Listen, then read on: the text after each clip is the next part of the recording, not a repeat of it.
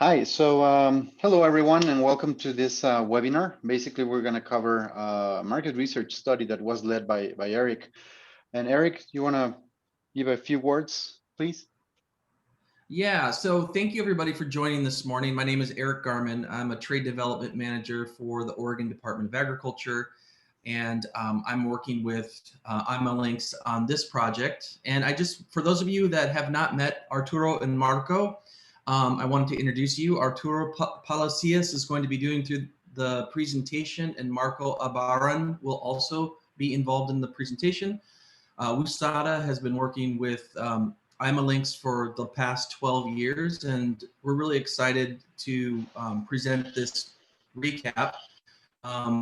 It's been and so this research that has been conducted over the last couple of months reflects not only the trends and the product perception coming from the 13 Western states, but also as we have entered into COVID-19. So thanks again for joining us. And there'll be a Q&A after the seminar if you have any questions. So thank you. Great, thank you, Eric. Just I'll switch to the presentation so we're all veterans on Zoom. Probably this is your fifth webinar or call by Zoom. So I'll just start and I make a quality check. Eric and Arturo, can you let me know if can you hear me all right? Can you see the presentation? Hello, Marco. Yes, we can hear you. Perfect. Great. Cool. So we'll start, and we are already. It's 9:05, so it's time to start. Basically, as Eric was mentioning, we've been working with WUSADA for the past 12 years. We've done many webinars. We've talked to a lot of people. Actually, I see familiar names. So we don't want this to be redundant, but we wanted to have information about the market, and we wanted to complement what we've talked and what we've learned over the past 25 years of personal career, 18 years as Imalinks, 12 years working with WUSADA, and try to see what the consumer actually thinks. We can have our opinion. It can be an educated opinion with the trade servicing that we do and with relationship with buyers. But we just went out and asked consumers what they wanted and what they perceived about products in general, where they bought, what are their trends. And we chose 5 categories that are the ones that we've had the most companies from WUSADA coming in. So you see healthy snacks, dressing, sauces, beverages, pet food supplements. Casey, that's for you. But that's a category that we've seen coming on lately, and packaged organic products. We tried to cluster them as much as we could. Obviously, there are different categories. There are products that are unique, but we wanted to get the general feel on how people feel. And we had uh, uh, I would say findings, but in general, it's are things that we already knew. What I was talking to Eric right before this presentation is that if we presented it the wrong way, the message would be there's no opportunity for U.S. products because consumers in Mexico don't care about the origin. Now, if we take it the right way, is consumers don't know and don't perceive a value on the origin, so there's a big opportunity to communicate that message and have an advantage over time. I'll quote a fellow contractor from Europe, and she said, "This is not a Friday afternoon market. This is not a casual market. So you need to commit to this market." And actually, the information will prove us that. We have a lot of information. Again, we have about 100 slides, but I try to cover most of them in 45 minutes. So I will do a lot of information. We'll make 3 breaks. We'll talk about the methodology, general overview, and we'll make a quick break. Then we'll talk about the categories. We'll make another break, and then we'll talk about the current situation with COVID, et cetera, and what opportunities are there for you. So I'll just go. Basically, we wanted to know the perception barriers and purchase drivers of 5 different categories. Now we started this, and also we wanted to evaluate what's the perception of national products versus imported products. We started this study with those 5 categories, the ones that I mentioned. Beverages, we're talking about soft drinks. We're not talking about alcohol or beer. Healthy snacks, they refer mainly to nuts, walnuts, dried fruit, and any other healthy related snack. We're leaving the the extruded or the others out, dressing and sauces, etc. So you can see what we had.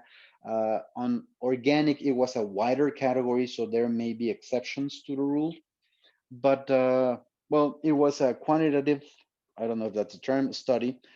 We interviewed about it was 5 to 600 people. We'll talk about it later. We talked about the 5 categories that we had, and we created it was a 30 questions questionnaire that was done online by consumers. We did one phase in April and one phase a month ago. So we wanted to see what was the impact of COVID, and it was interesting to see that right when in April there were no relevant issues about COVID. Now people are just they just want to return to what we had before. We have a nostalgia of pre-COVID habits that people want to return to. So, oh, June and October. Sorry about that. Now, why did we started this research study? Is that we've been saying that North and South are different, and the Mexican consumers are different because we have socioeconomic levels, and the consumer patterns change from one to the other. In general, the answer was no. The consumers think similarly across the country, but there is more information to it. We cannot generalize the market here in Mexico, and we've been talking about this for years, that we have 130 million people living in Mexico, but we have 7 different socioeconomic levels, and the patterns in general are similar. Specifically, they're different. So it depends on the product that we want to sell and who we want to sell it to, how what the approach we need to what approach we need to have so we can access that type of consumers. Now, we sampled 465 people at the beginning. It was our first measurement. And we did middle class in northern Mexico. We took the main markets in that region, Monterrey, Tijuana, and Hermosillo. Roughly, they have about 30 to 40, no, sorry, 30 million people in general. So we took a sample of 465. We have a confidence level of minus plus minus 4.6. I'm not getting into statistics. I forgot about them. But basically, we did a balanced sample, more with Monterrey because we have more people there. Tijuana and Hermosillo are similar, and we had middle class from different ranges: 25, 36, 37, 49, 50 to 60, to see what was the perception in general of each. Again, I'm not going to go in details, but we have the information, and I'm sure we're gonna make it available for you. Now, when we had that first sample, we figured out that there were numbers that were strange to us. So we went ahead and extended the project and did Central Mexico so we could have a contrast and we could have more information on the overall market, not only on Northern Mexico, which was the initial scope, but the whole country. And we did Mexico City, Guadalajara, and Cancun, right at south. Now, Cancun is not the resort part of it. Cancun was more as a consumer city. Cancun for many years was the highest growing city in the country. So we wanted to include that in our sample. So it was smaller, but again, we wanted to have the contrast and have more information to it. So if you take all the data, we have 800 people. We have different socioeconomic levels, especially up north. We went with middle class, where in Mexico City, Guadalajara, and Cancun, we went with higher class, so we could start having contrast and see what information showed us. Basically, what happened is that the consumer base in Mexico will buy mostly in warehouse clubs or clubs, Sam's, Costco. We have another one called City Club, those big cash and carry formats. So if you can see the first one, which was middle class, they tend to buy lower, less in clubs. But in the second one, including a higher socioeconomic level, we found out that they buy more in club formats. That has to do where in Mexico it has a higher level, an aspirational. Sorry, my phone is connected, so I need to unplug it. Sorry. So it has an aspirational level to it. If you can see supermarket, there are changes, but it's not that relevant. And then if you go to other formats, the traditional ones as market, wet markets, and central markets, it becomes lower and lower. So basically, they buy more in markets and supermarkets. So those are the two that we need to focus on. It was interesting to see how club formats are more relevant than we thought. Now, this is the total. People like to buy with self-service. Again, that is warehouse clubs or supermarket. So that's something that we need to take into consideration. Now, one other thing that we found is that people go to supermarkets more frequently than going to the clubs. And that has a natural answer due to the sizes that club packs have. So in average, people go every 12 days to a supermarket. In general, that trend, we thought it would be more frequent. We knew that people were going more frequently to supermarkets, but now it turns out that they go, in general for larger purchases, not impulse purchases, every 12 days. Where in the club format, they go every 18 days. So that's another thing, size, frequency, something that was something interesting. Now we started comparing the two notes, the two formats and segments. In the first one, the middle class will go more frequently. The higher class, or in central Mexico, they will go less and less. So we think that there's a correlation, and the higher purchase power, less frequency going to supermarket. On the other side, the higher the purchase power, the more frequent they will go to clubs. So that's something that got our attention. Um, Now, this is something that I already talked about. Now, about imported products. Basically, they are open to buy imported products. This was the first comparison that we did, and we wanted to see if there was a change between regions and between socioeconomic levels, and it was pretty much the same. I mean, we have 5%. It's not that relevant, but basically, we see that 30% are not really interested in buying imported products, but almost 70% are open to buy imported products. So that answers the first question. Do they like US products? Is there a national feel to it?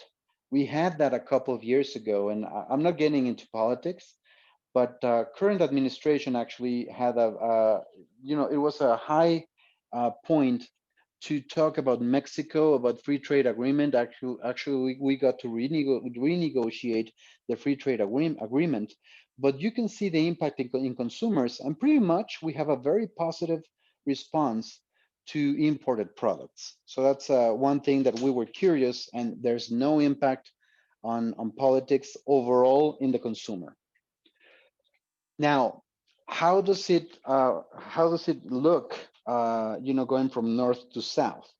Obviously, you have Tijuana and Mexico City with the highest purchase disposition of imported products.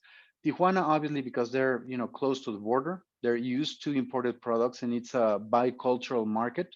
Mexico City with more access to large city, media. Most of the importers' base is there, and we found that Guadalajara had a higher reception to imported products than Hermosillo and Monterrey. Monterrey actually was a surprise. We thought it would be more open because we always talk about this industrialized city, the small Houston, developed, but they're more traditional in their consumer patterns, in their consumption patterns, and Cancun was the lowest.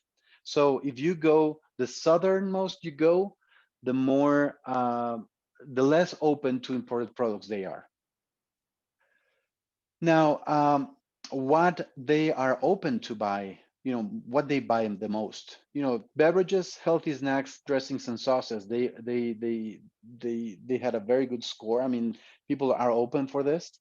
But then the organic products and pet food supplements, it was very low, mainly because they don't know about it. The knowledge and perception about organic products is very low in the market, even though we have good penetration and a good assortment of products in retail. With pet food supplements, it's a new category. They just don't know what it is, and actually they're mixed up and confused with premium pet food as a whole. So that's a big opportunity to develop and inform potential consumers what you have and what benefits you have, and we'll see that later on the webinar. Now, similar, which what have you bought is pretty much similar. It's a quality question. Now, where do you buy these items or these categories? If you can see, healthy, dressings and beverages, second and third are mostly bought in supermarkets. They can be bought in the club formats, but then you go to healthy snacks where it's even. So if we are marketing healthy snacks, the format that we need to work on is mostly on clubs, complemented by supermarkets, where in the others, dressings and sauces and beverages is mostly the supermarkets. We need to go deeper into what formats you need to sell to. Pet food supplements basically is, they have not bought. And one interesting thing is that packaged organic products, they just don't know about it either. So they could be bought at supermarket, slightly higher perception on the on the club format, but in general you can see this 64% and 60% where they have not bought, or at least they have not they're not conscious that they bought or packaged organic products or pet food supplements. Again, we left out general groceries, the one that are called gourmet groceries, ingredients, even food service. It was not the focus for this one. And again, this is also, where, the interviews, is, again, this pretty much complements what I mentioned before. So I'll just go real quick. Now, talking about, we just talked about where they buy them. Now it's about the origin, how they feel about national, imported, or both. Now, it was interesting because when the company asked, are they national or imported? Sometimes, or there was a high incidence of people confusing international brands, even with that, talking about a national product. So for them, Coca-Cola is a national product; it's a Mexican product. So there could be a mix in between, but basically, healthy snacks, dressing, and sauce in general, they don't think they're buying imported products. They think they're national because it looks recognizable, and even because the packaging is in Spanish. So they really don't know. In beverages, and you can see they bought either or, this both section, it's pretty much they don't know. I mean, even though there's another segment says, I don't know, it's interchangeable. So there's not a big understanding of imported products or versus national products. Actually, they don't think they're imported. We'll talk about that later with, per category. Now, in talking about these categories, which ones they think, imported products could be better. They think that healthy snacks are better if they're imported. And I'll go back to the prior one, even though they don't know if it's imported. So there's a big opportunity there, showing we can see better products imported, but right now we don't have them. But there's a high proportion of people saying it's the same. And the worst, is less than 10%. Here, pet food supplements, they say that it could be worse, but again, it's because they don't have information about the product or the category. So you can see that healthy snacks has the highest rate on imported products, then sauces, dressings, pet food supplements, etc. Actually, the most polarized was the pet food supplements and organic foods, which, by the way, are the ones that they know the least. So again, big opportunity to show what we sell. Um, now, this is important to complement what I said. You know, we would think that more informed or higher income consumers would have would have different perception. When we ask them separately, actually they have roughly the same perception. There are slight changes, but in general, it's the same. So when we talk about consumer communication, it doesn't have to be that specific to market segments. You can have a master message and they'll get it anyway. Now, similar, again, we'll see lots of charts. This also complements what we talked about when we asked, what would you buy? What's the most important for you? What's the most important category, or what would you consider buying in the near future? They talked, first and second place were beverages. This is where it's, they charge. Dressing sauces was low, and pet food supplements was not relevant in general. And again, has to do with the understanding of the category.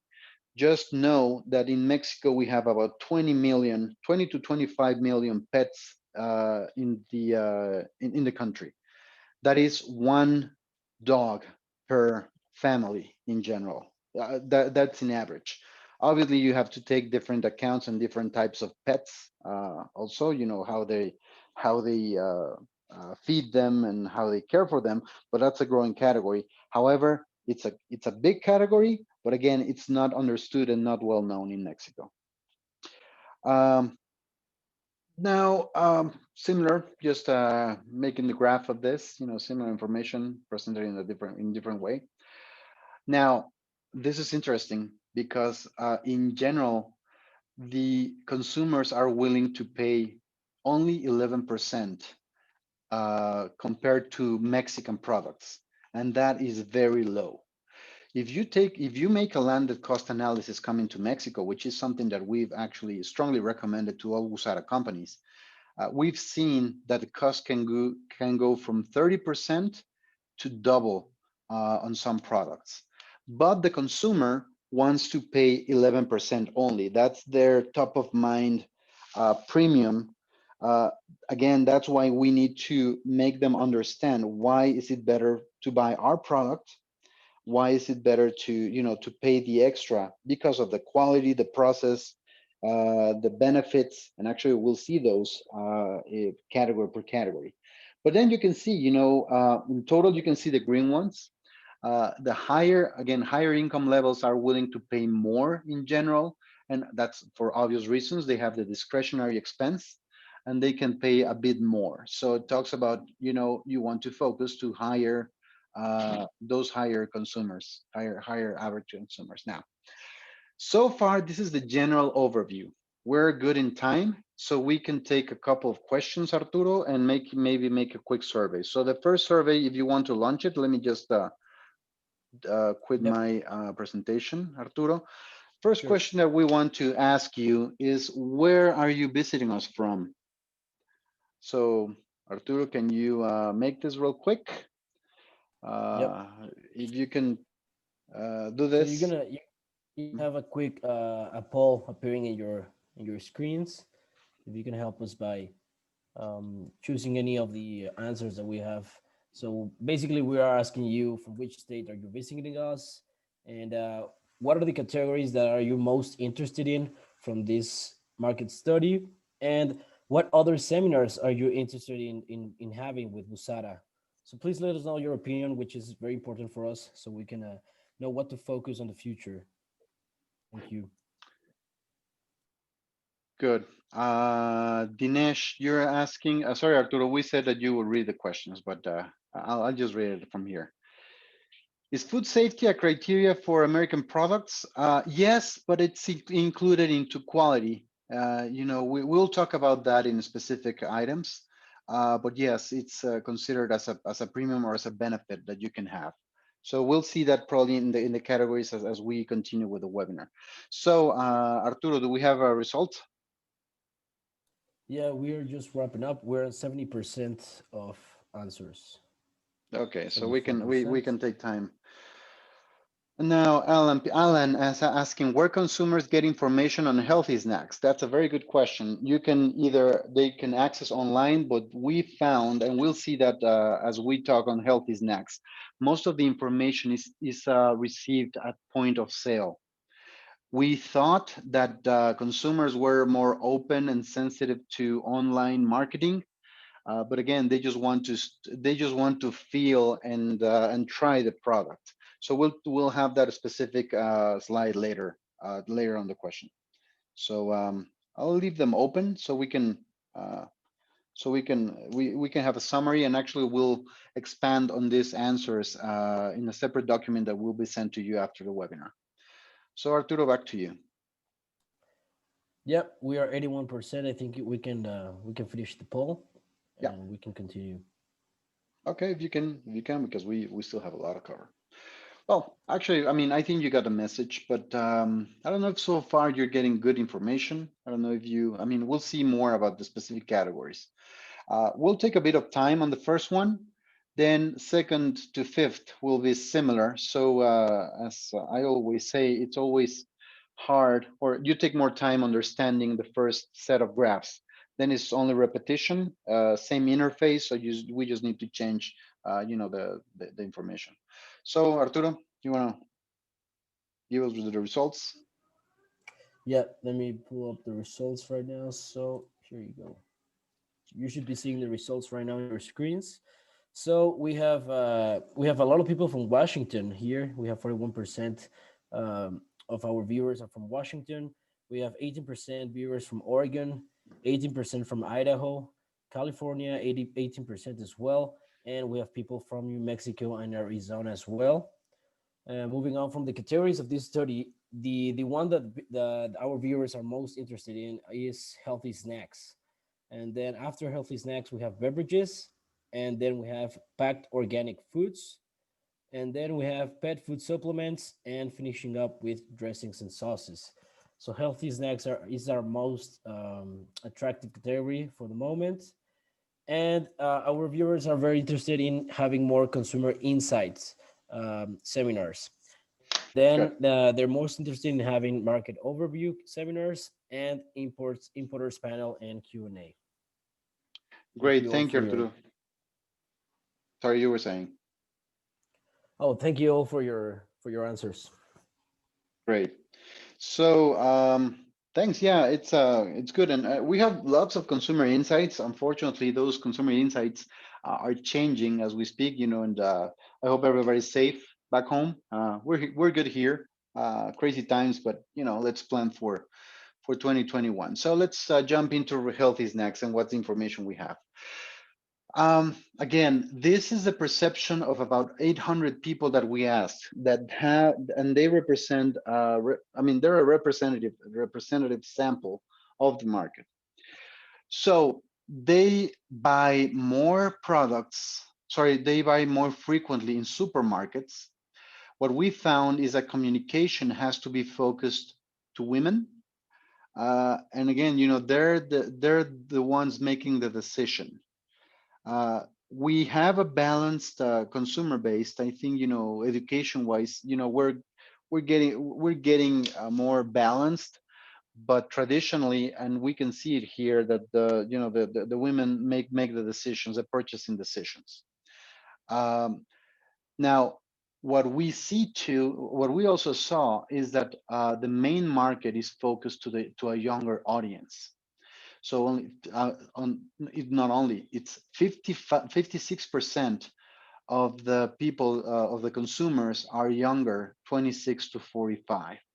So if we take those demographics, then we can start talking about using more digital probably, but also, as I mentioned, point of sale materials and tasting is important to them. Then we go to 46 to 65, and the youngest, which would think the snack would go to younger people. Actually, 16 to 25 are not that sensitive, so they keep. Younger people tend to keep eating snacks. Then We all know what happens after you're 25. So you start taking care of your body. So basically you can see that if that was the case, basically we need to work on this demographics. Now, what are they looking for? Ingredients.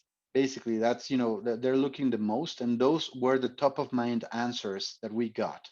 Mostly, especially talking about ingredients, nuts, blueberries, almonds. Sorry about the typo. uh, those were the three top of mind answers. But we also had raisins, we had dried fruit, we had other items here. But basically, they're looking for the ingredients. Then the price. And what they want is not a cheap price. That was number three, but they want a good price, which is the value that we've been talking about. Mexicans like value. It's not that they will buy it because it's nice or it's pretty or it's premium. You find a value for what you're paying. So you can pay $50, $30, $10, but you need to see the value behind what you're paying. It has to be affordable. That's the second one. And on third came the cheap price. But basically, it was the second attribute. And then it was flavor, which I apologize for that typo too.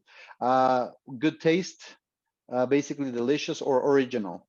So those original flavors, those new items, unique items are third. They want it to taste good. They want to have a good product that it's pretty much what it surprises them. It's much better than what they thought.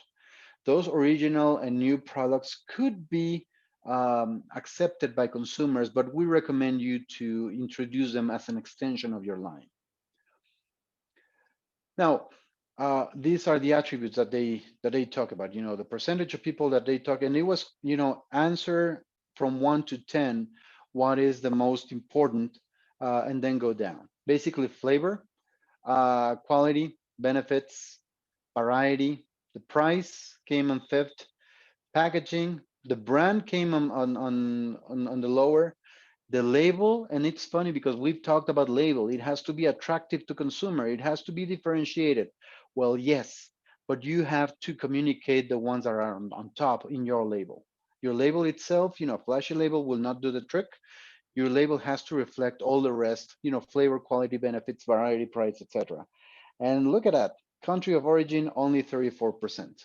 So people will not really put that, as the main issue or the main attribute. You need to say, okay, yes, we come from the US, but we're giving you the best flavor, we're giving you the best quality, or we're giving you the best benefits.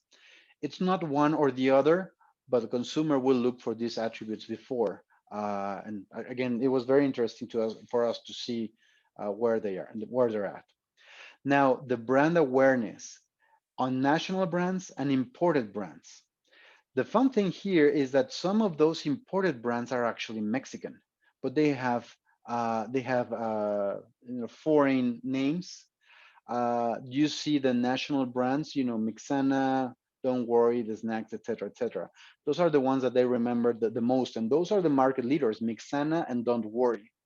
So if you are to make a competitive analysis, those are the two main players that you want to compare to. Mixana, and again, it was tested, it was recognized both as a national brand or an imported brand. Then you have Garden Veggie, etc., and then you have here Members Mark, which by the way is Sam's Club private label. Now here they have the last one is, how are the brands, what are the best, uh, the ones that compete the best with foreign brands, what are comparable to international brands, and then you have them. Mixana is by far the leader of the, at least in consumer perception, of healthy snacks. So again, you can take this information and then you can do the comparison against, with your product. You can see what they're doing in market, uh, and basically is what they're thinking. Now, I don't have the question here, but basically we asked what is the best way to promote a product, a healthy snack in Mexico. 63% they want to taste it. 44 they want more product. Sampling is important. So tastings and sampling are related, but not the same. Sometimes you can have the product just sitting there and they can take the sample, they can take the tasting, or you can just use a demo. Obviously, there's a cost associated to that. The advertising is also important, and then presentations and make familiar presentations. But the top three are basically offer tastings, more product, and sampling. Where? Point of sale. We, we have here billboards. Actually, it says spectacular, but it's billboards, and they're still relevant even though we're moving to digital era. It's kind of hard that we're still talking about traditional media, radio, magazines, etc. So it was not to the consumer, even though they're using digital media, it's still not relevant to them. Now, take into account that with this pandemic, the e-commerce increased from 4% to 20%. So before this, we basically didn't have e-commerce. Now it's gone up to 20%, but people are just longing to go back to good old days. And they're willing to pay, again, top of mind, only 19% additional to the market leader, to national products. So that's a premium that they would be willing to pay for an imported healthy snack. Again, review the cost. This is not written in stone. This is not set in stone, but this is a good reference on what people are willing to pay and see. Now, difficulties and barriers. Price. Price is the first one. If it's too expensive, they will not buy it. Product availability, and that's something interesting because they can buy the product, but if it's an on and off product or just roadshow or just an introduction promotion, they will feel disrespected. So that's something that they want to have. They want to go back and find it again. There's almost never any or hard to get them. So it's availability. That's a big issue in healthy snacks, and they will switch to another brand. And the third one is variety. So there's no variety, or little assortment. So basically, they want flavors, different flavors. It's funny because on the initial one we talked about, they want good taste, original, delicious, original flavor. But here they want also variety. Again, we are all consumers. We want everything. So this is again the information to guide you through it. Now, where we saw that healthy snacks were more open, or were more sensitive to buy this product. Well, basically, young adults in Mexico City and Guadalajara. So if you're in these categories, those should be your target markets. Now, Guadalajara is a good market on the consumer side. Please consider that Guadalajara has not a good importer base, and usually the retail stores and any other formats are managed in other places, either Mexico City, Monterrey. You have to see where the holding or the buying office is. So this is Guadalajara is a consumer market, not a supplier's market. And I mentioned this because in the past we were asked to do a trade mission to Guadalajara, and we found, I think, two importers in general, where in Mexico you could have 50. So it's a good place to visit as a consumer. By the way, the National Retailers Association trade show is in Guadalajara, but it is not related to the market. It's related to the location and the other factors. So here you can see, the greener, the better. So you can see where you have it, higher socioeconomic level, et cetera, et cetera. So I'll try to go faster because we have 20 minutes. Maybe I'll take 10, 15 minutes more. But this is the summary, and we've covered one category. We already talked about this. So these just the points that we talked about. Price, young adults, et cetera. So I just read everything. It's a big summary about that. So that's one category. We have 4 more to cover, and maybe I'll just go faster. Dressings and sauces. Same thing, you can find things will be, the purchasing frequency will be the same, and the preference will be roughly the same. But look here, you remember with the healthy snacks, we have more women buying it. With here we have more men purchasing it. You have the weekend chefs. You have people buying spicy foods, trying new things. But dressings and sauces means it means dressings, salad dressings to barbecue sauces. So it's a wide range. It's a very wide range. It's basically a liquid with spices on it. Younger adults are more open to this, similar to what we had. But here again, the main issue is that we have more men. It's more balanced on who buys that, but the age is similar, 46 to 26 to 45. Now, what are they looking for? Flavor. Unique flavor was third, but just be careful on this one because we've had Caribbean flavors, we've had African flavors. They want an unique flavor of something that is um, how would I say it? It's familiar, something that they can recognize. If we give them an Ethiopian sauce or a Korean sauce, they may not recognize it. So they want a unique flavor of something that is recognizable. Price, here you can see good price, then affordable, and then low price. There's a difference. Good price talks about value. Affordable is that I can, I can reach it, and low is cheap. Quality, they want quality here, and this is one of the questions that we mentioned. Food safety is included in quality, in packaging, certifications, all of that. Uh, Quality product with quality and more quality. It was, kind of vague. And then here also they want different flavors, sizes, and more variety. So again, you want to have not one, you can have two or three in your portfolio, and you can have, the entry level size, family size, two or three different sizes as well. Okay. Now these are the attributes: flavor and quality, variety number third, price fifth, similar to what we had, and again, label, country of origin, they're in the top two. Brand is the three bottom to top. So they really don't understand brands, especially if it's coming from outside, unless obviously you're talking about the big players. But the brand here must reflect what you're offering. Just um, now, what are the brands that we have here? Basically, again, I'll go similar to that. Olio Fino, Tostitos Dip, that was a strange one. Then Molino, soy sauce, general sauces that we had. McCormick, Tabasco actually was well positioned.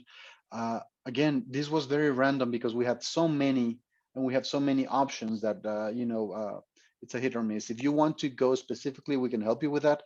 But it's funny, you can see here, top to bottom, you can see this Salsa SMP. That's the Mexican Grillers or the Mexican Barbecue Association. So it's a local brand, but consumer will think it's imported, and it has to do mostly with the packaging. They have nicer packaging than it was, it was considered as a higher value imported product. So it has to do. It works in your benefit too when you talk about packaging, even though consumer will not sense it. Now, similar to what we had, tastings, sampling was number two. So basically, in sauces and dressings, they want to taste the product. This is I just found out I can do this. So they offer tastings and sampling is important in point of sale. So you want to get closer to the consumer. We are doing some demos actually with Busara by the end of the year. With the situation, with the COVID situation, is kind of different. It's difficult. We're doing promotions, but we're doing them at the retail marketing level. So demos right now are halted in Mexico. We expect them to return probably February, March next year, depending on how we do. More products, more advertising, and here basically the printed media. We had this question when we were presented, when the results were presented, and people tend to substitute some of the magazine advertising with social media. So that's something that we identified. And finally, if you can see here, they're willing to pay 15%, which is a bit higher, but not that high, not as high. Again, barriers, price. A high price will be a barrier, and we've had excellent sauces, but when you make that landed cost analysis, they will cost, if it's retail price in the US $5, here it will cost $20. So there's a price that the consumer will not be willing to pay. Same thing, availability. That's something that you need to check with your importer, and flavor. So basically flavor. Same thing. You know, the consumers are more open. Actually, we had more acceptance in Cancun. You know, in general, they have more acceptance with younger audiences in all across the board. So they had better. Again, it's better in general. You don't have a specific market that will do better than the other. Here, they like it in general. Younger audiences will like it better. So basically, and pretty much what we just discussed. So so far we're 2 out of 5. I'll try to see if there's any question on here. So just give me a second. Oh, we have many questions. Oh, I'll just go quickly with do import. Corey is asking, do imported brands with Spanish packaging have better consumer reception and performance than imports with English packaging? Well, Corey, you need to have the packaging in Spanish. Mexico just passed a new labeling regulation, and that has been running for many years. We'll send you the information on the labeling, but you need to provide the information in Spanish and in metric units. So that's a must. You can place a label. You know, you could put a sticker on your product, but it looks awful. And actually, that's what we're seeing with this transition. But basically, you have to do it in Spanish, or you can put that sticker in the back, which could be managed. I mean, if you have the product from the US, it can have a first appeal, but you need, you know, by regulation, you need to have it in Spanish. Now, Dinesh, another question: how to bridge the gap with COVID on sampling and tasting for a new healthy snack and new brand to the Mexico market? That's a great question. Right now, we're relying on consumer marketing and e-commerce with the retailers that are open to do it. Actually, the largest retailers in Mexico have it. Both Walmart, City Market, Sam's, Costco, the big ones actually have their online store. So we recommend that you contact the marketing teams on those retailers, also with the buyer, in coordination with the buyer, so you can have that, and the people, you know, the members, or you know, their consumers base can get information on your product, and they can order that online, or go to the store and look for it. We are not, unfortunately, with COVID, we're not having that purchase, impulse purchase more, you know, as much as we had before. You have to go and, you know, with an idea of what product you want to get. So that's pretty much what we've done um, so far. So I hope we're doing fine. Arturo, I'm not talking to myself. No, Oh, no, we perfect. have Good. 29 participants yet. Okay, perfect. Good. So beverages, I'll just go real quick on that. You know, go the same. Here, look at this. Beverages. Again, we're talking about soft drinks. Men will buy more soft drinks than women. So communication has to be directed mostly to them. Same demographics. The younger generations actually are relevant here. We have more people 16 to 25.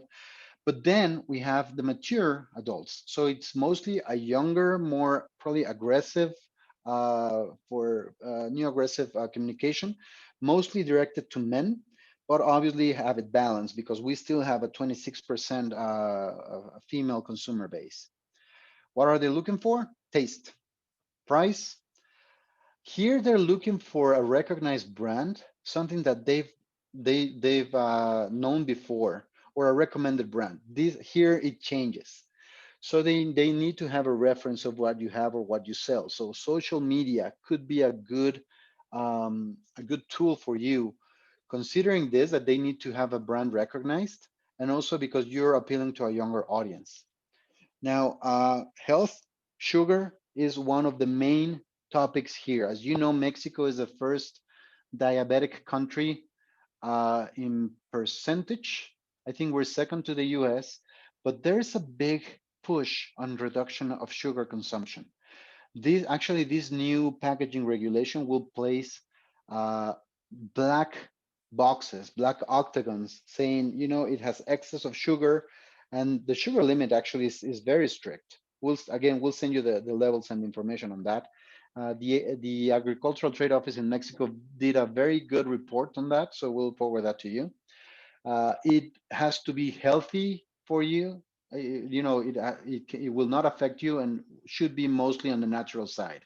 Now, this will go against the energy drinks. I mean, we're steering clear of that. We had that before. We had a boom with energy drinks some years ago, but now they're going more on the healthy side.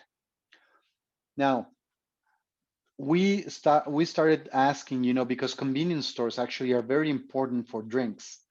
We asked, we did a separate question, if you were to go to a convenience store, what would you buy? And they mostly buy, one-time used water. It's still not regulated in Mexico, but we expect that to happen in the next 2 or 3 years, that we will ban the water, as I think California just banned it.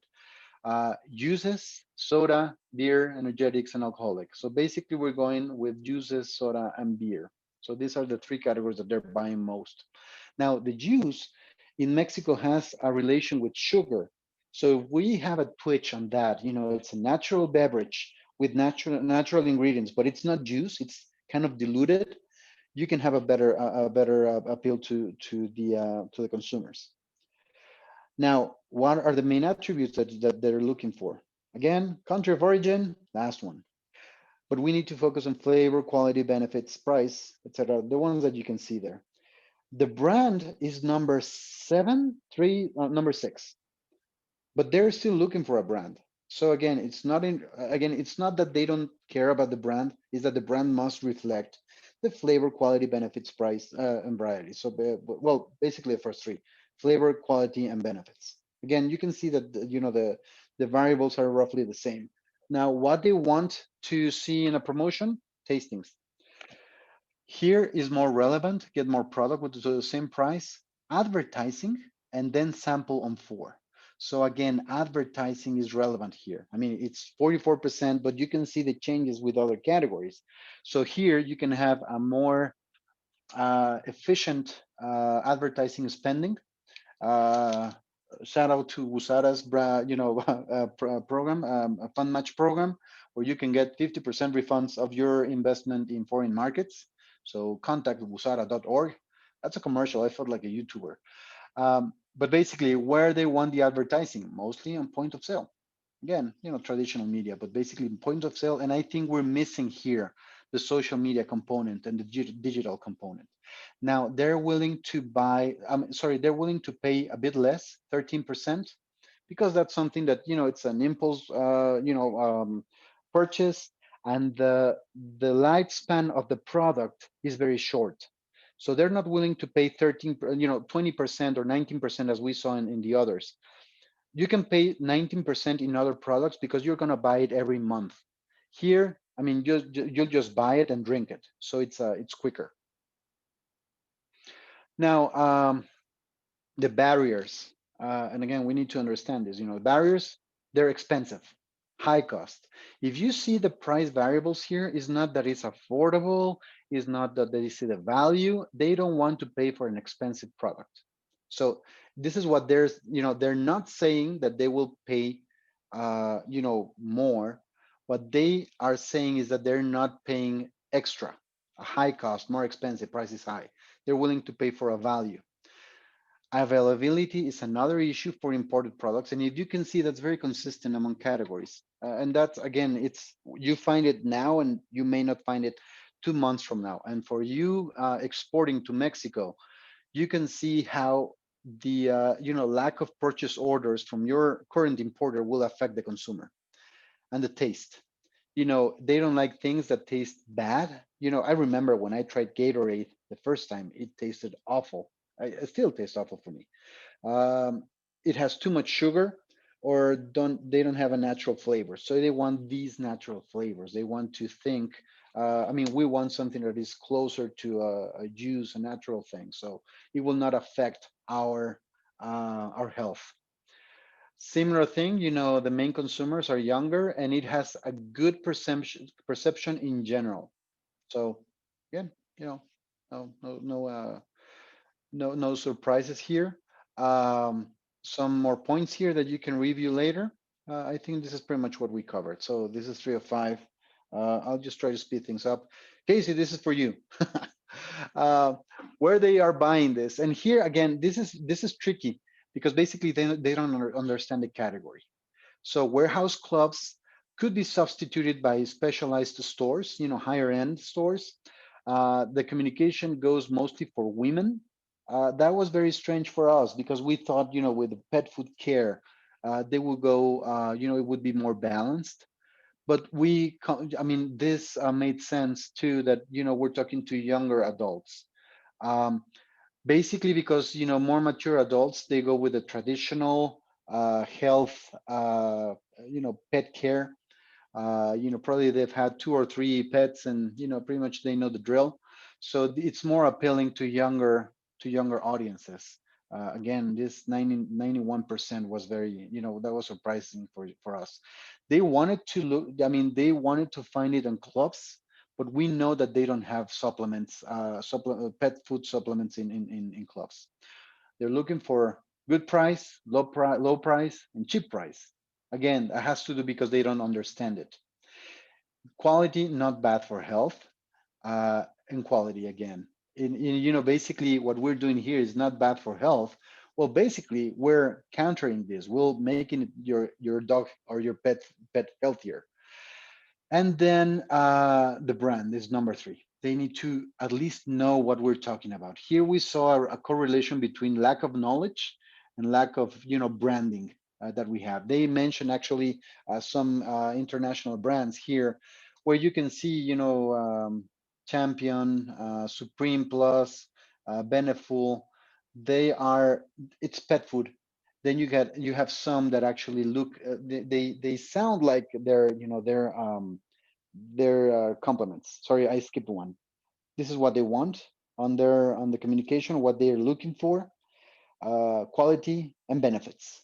So I think it makes sense with what we're trying to achieve. Now, where sampling, which is hard, it's hard. I mean, they want again, as consumers, we're complex. We want more sampling. We want more product, more advertising. We think that, making, we had a good discussion with the agency. Basically they want to understand what this is about, and they want to understand it where it's sold, so we can have information for them. But when they do the purchasing, it's good to have information there, where we are thinking that, pet food chains or pet chains, just as Petco or Mascota in Mexico would be a good fit for this, where we see that there are consumers paying more for anything. I mean, even for pet food, for pet customers. The thing is that by not understanding the category, they're not willing to pay that much. And again, I think there's a big opportunity on the information side, probably working on social media, doing a website in Spanish, working an Instagram account in Spanish, will give you a niche. A niche market base, and then you can go to specific retailers to buy this, to sell this. Okay, it's sold mostly in the northern, central part of Mexico. And so, actually in Cancun, they have less pets than the rest of the country, so it makes sense too. Okay, and here are some conclusions as well. Then you will be able to read later when we send you a presentation. Okay, moving on, last one. Packaged organic foods, and we'll take 10 minutes more if you don't mind. Same here, younger, mostly female, going to supermarkets. Organic, inorganic, what's organic? They don't understand it. They think it's good quality, good raw materials. Here in Mexico, we have the perception that everything is natural, so we don't need an organic. That's something that was created in the US because the perception is that Americans will buy processed foods, burgers, and etc. Again, that's the general thought of the U.S. Just as in the U.S., some people will think that we are here, I mean, in dusty towns, which is not the case. So it's, again, it has to do with quality. We want quality. They want accessible prices, and they want it to be economic, even though when we know that organics can be 20% higher in average to regular products. But again, it accessible means value. They need to understand, why are they buying organic? What's the benefit of having that certification or such?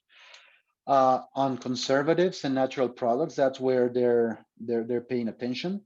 It's not the organic concept, is more on the natural concept. That's where you will get the consumers.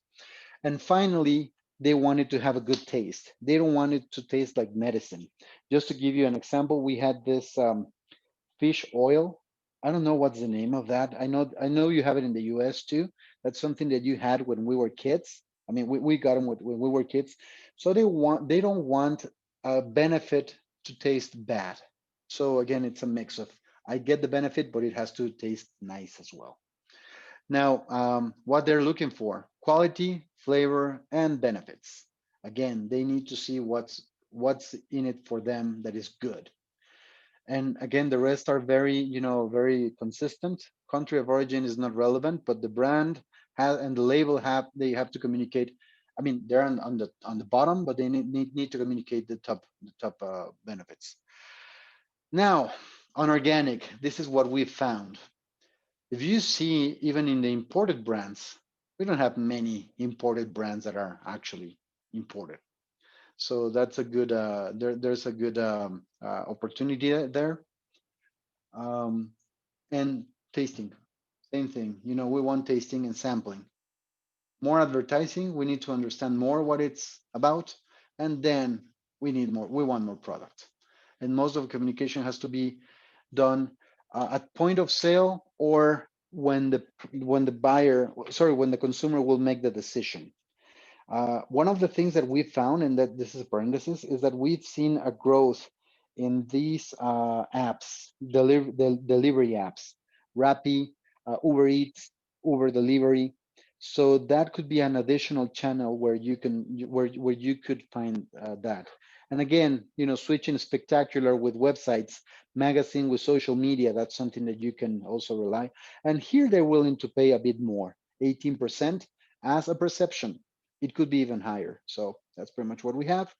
Again, the barrier will be the price, availability again, and variety. So those are the three that we have. Again, consistent with what we had.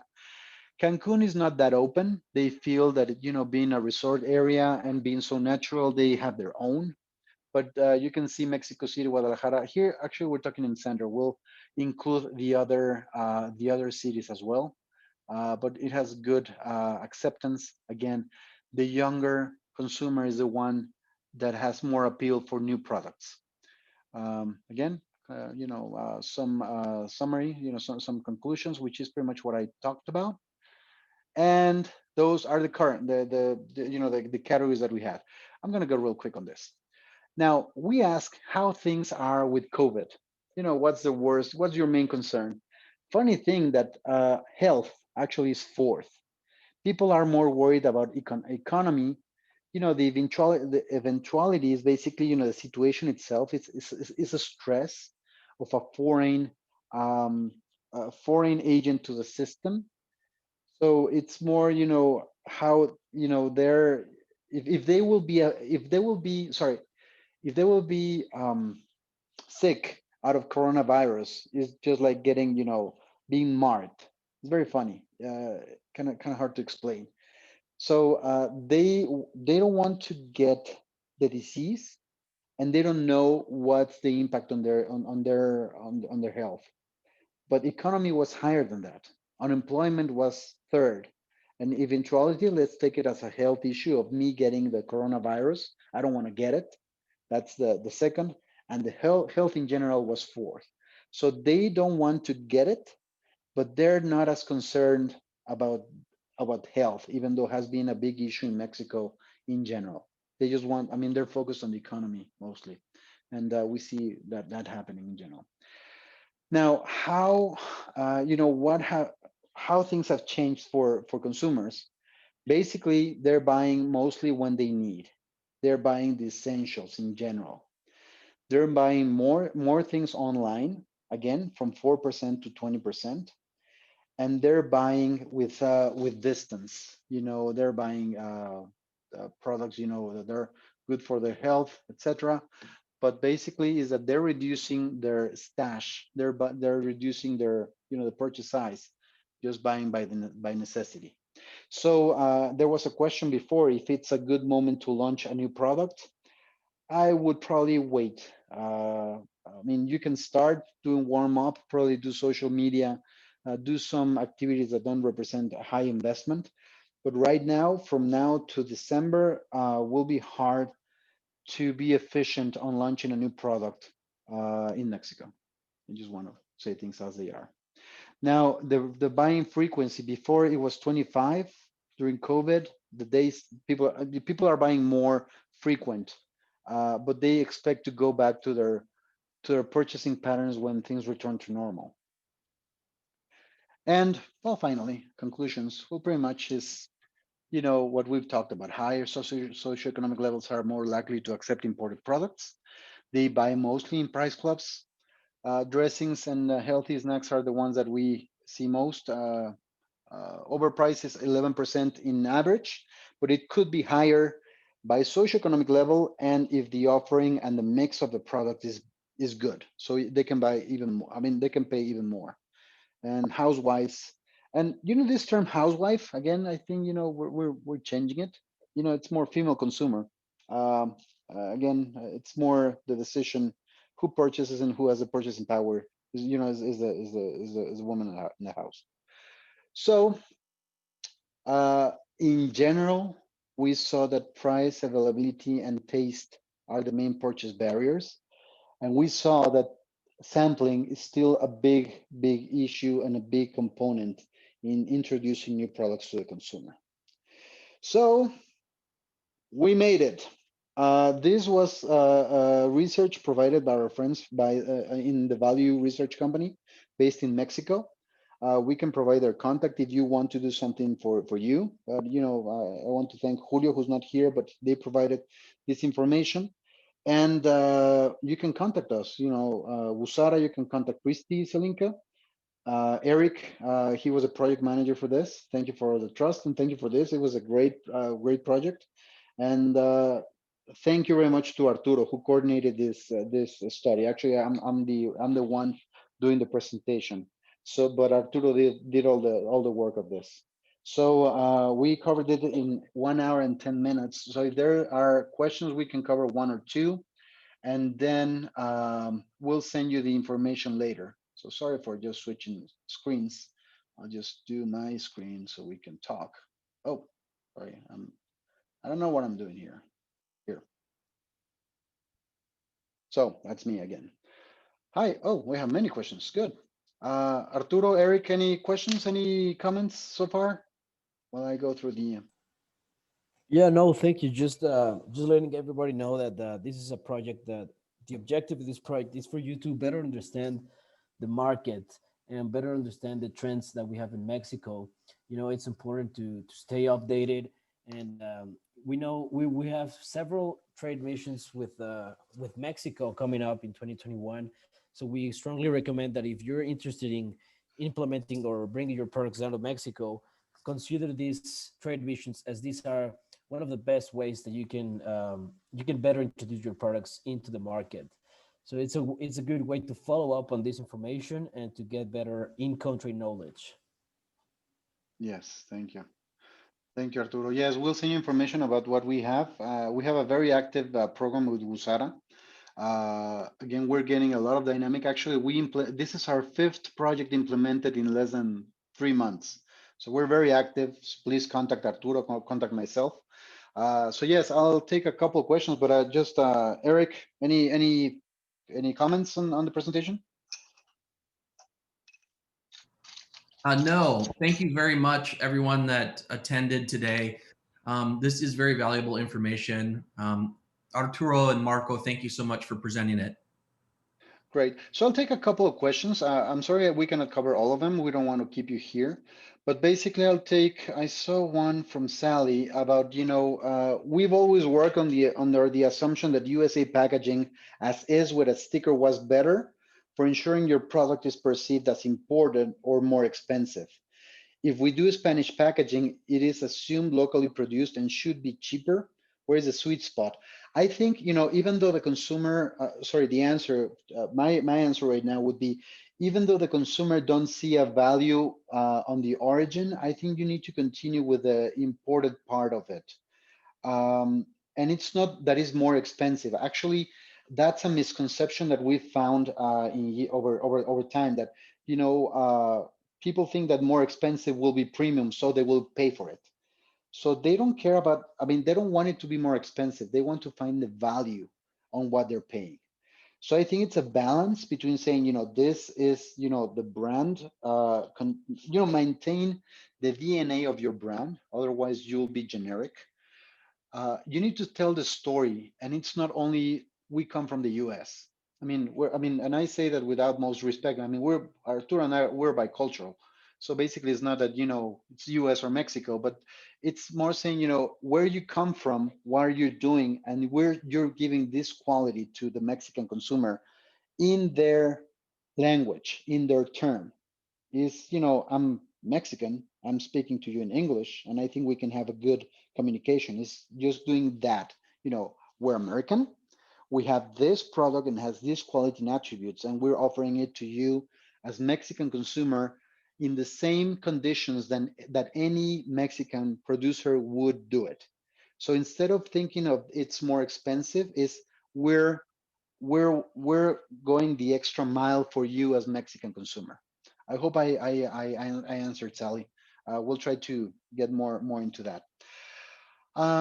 Also from Sally, what is the anticipated impact of the new stop sign? Well, it's awful. It was poorly implemented.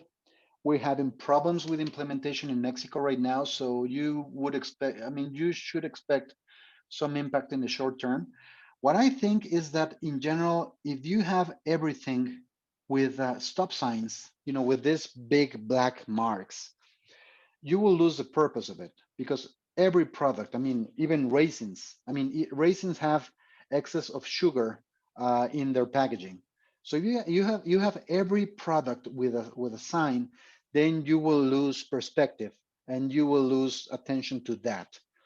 So I think it will be implemented by this administration. It will last at least other three or 4 years, and maybe there will be a change. But again, I think it will lose its purpose of actually giving relevant information to consumer in the longer term. Right now is implementation. Let's see how it goes. But I can tell you as a consumer, I with sodium, I pay more attention now. So maybe it works. Maybe it will work on the longer term. As a marketer and and you as a manufacturer, probably is not as appealing, as nice as we would like it to be. Finally, I'll take a question from Nelson. Uh, talk about the apps that I mentioned. Are they apps for the seller or the buyer? Well, actually, you download them as a consumer. They're mostly for the buyer if you're talking about the distribution channel.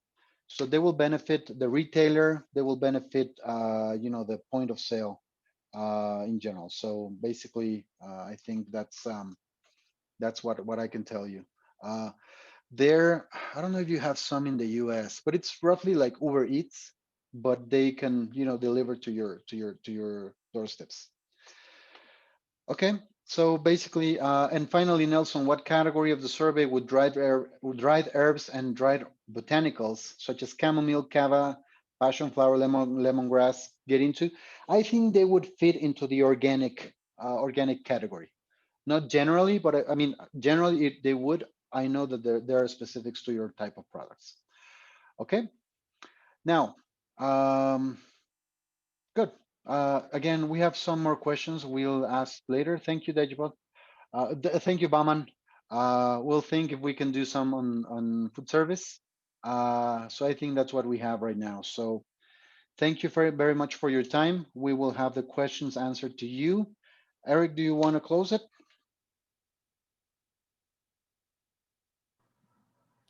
Yeah, thanks again, everyone, for joining us today. This is interesting information. As Arturo mentioned earlier, we do have a lot of events and a lot of missions coming up in 2021 into 2022. And we appreciate your participation because the more participation we get from our 13 Western states, the more missions that we can take into Latin America to be successful. So thanks again. And if you have any questions, please follow up with myself or Marco or Arturo. And we do have the slides in the deck available, as well as the recorded webinar if you would like to view it in a later date. So thanks again for joining us. Great, thank you very much. Here are contacts, and thank you very much, Arturo. Thank you all. Thank you, Marco. Thank you, Eric. Have a great day. Bye. Bye bye.